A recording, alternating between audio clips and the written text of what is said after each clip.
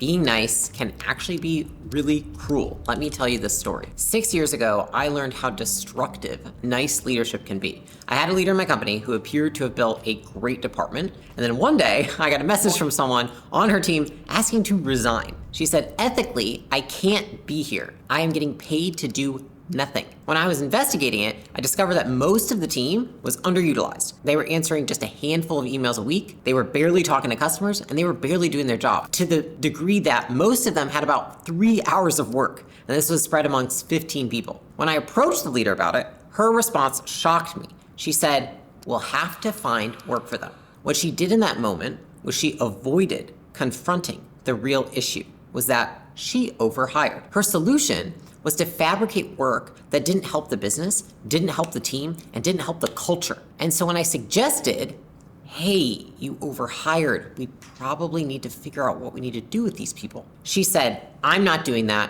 I'm not laying people off. I will not stand and work at a company where people do that. And then she sent her resignation to me the next morning. Ultimately, what I had to do was I had to step in, I had to reorganize the department, and I did have to let people go. And to be honest, it was one of the hardest times that I've ever had in my leadership. It was one of the hardest decisions I ever had to make, and I was vilified for it in my company. But what it taught me is that true leadership is not about avoiding tough decisions. It's about doing what's right for the long-term success of the team and the company. And sometimes it doesn't look good in the short term. The experience taught me the difference between being nice and being kind, right? Kindness is addressing issues head on, upholding our standards, and creating an environment where excellence thrives. Niceness often leads to mediocrity, broken trust, and unsustainable practices. Leadership demands making hard choices even when they're not popular, even when people misunderstand you, even when people don't like the decisions you make. So let's look at what happens when we choose niceness over kindness and why kindness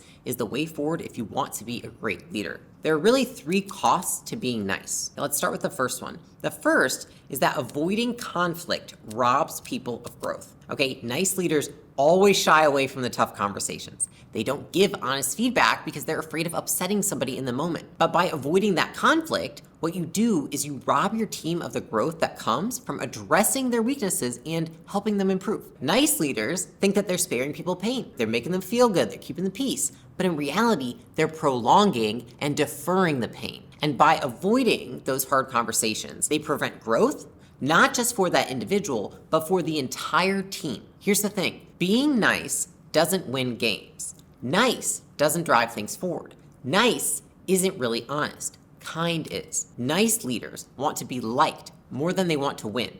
And that's why they don't attract winners. So while avoiding conflict might feel like kindness in the moment, it is actually creating dysfunction in the long run. This brings us to the second cost of being nice, which is it focuses on short-term comfort rather than long-term success. Here's the thing, nice leaders think short-term. Nice leaders focus on instant harmony. They make decisions that feel good right now, like saying yes to every request or avoiding tough calls and decisions.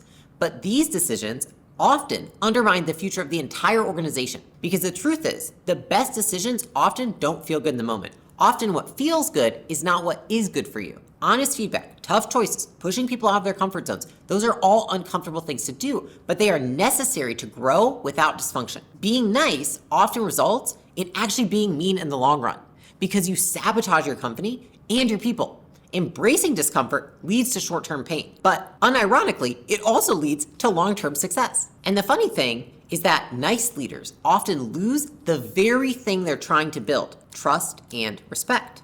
Which brings me to the third point. Nice leaders lose respect. Okay, this is one that I did not realize early in my career. When leaders prioritize being liked over being honest, people see them as inauthentic.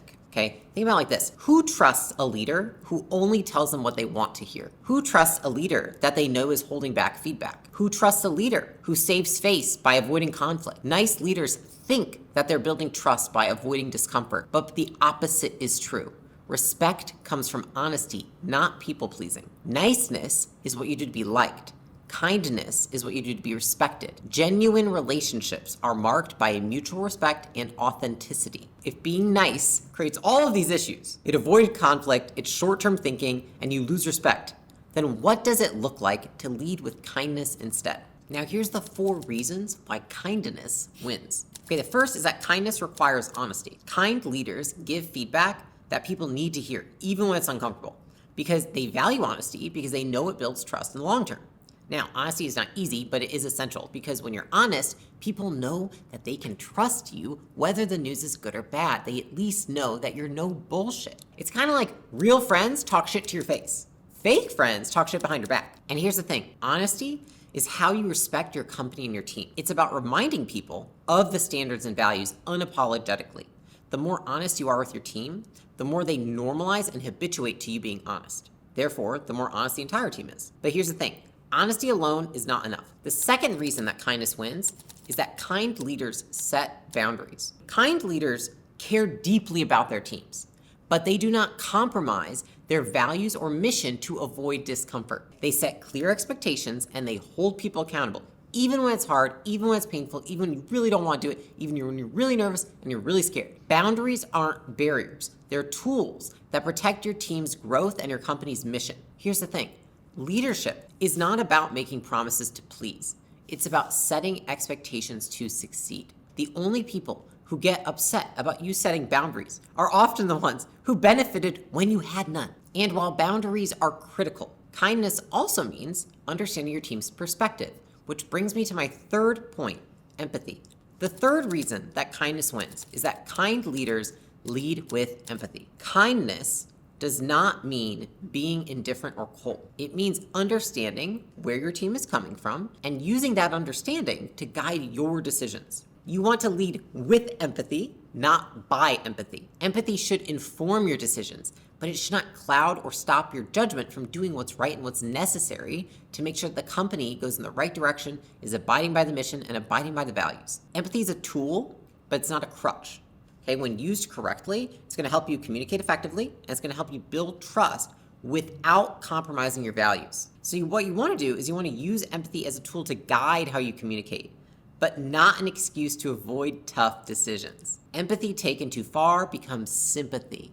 And when we feel bad for people and we feel sympathetic for people, we avoid hard conversations. Empathy is seeing with the eyes of another, listening with the ears of another, and feeling with the heart of another. Okay, the fourth reason that kindness wins is because kindness prioritizes the long term. Kindness is about making the decisions that benefit the organization and its people in the long run, even if it means enduring discomfort today. It's about investing in your long-term success of your team, and you do that by helping people grow.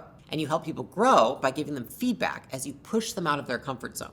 And so being kind is not about being comfortable. Being kind is actually really uncomfortable because you're constantly pushing people to be better, you're pushing yourself to be better, and ultimately the organization by prioritizing that kindness. And so the uncomfortable truth is this: short-term pain is often the cost of long-term growth. The most undervalued growth strategy is patience. It's consistently doing the uncomfortable thing day in and day out, knowing that you're not going to see the result today, but that you will see it in a week, a month, 6 months, a year from now. Niceness feels good in the moment, but it creates long-term dysfunction in a team. Kindness, while a harder skill to hone in, builds trust, it drives culture, it drives growth, and it creates a culture of excellence. So the next time that you are in this situation, you now have the self-awareness to know, based on these principles, are you being nice or are you being kind? And as a leader, your job isn't to be liked. It's to make decisions that will move your team and your company forward. If you think about the best bosses and the best coaches and the best mentors you've had, they probably haven't been super nice and coddled you. They've probably pushed you a little. They probably made you a little uncomfortable, but they've made you better and they've helped you become the person you want to be. The kindest thing that you can do for your team is push them to be better, is push them to become the versions of themselves they've told you they want to be.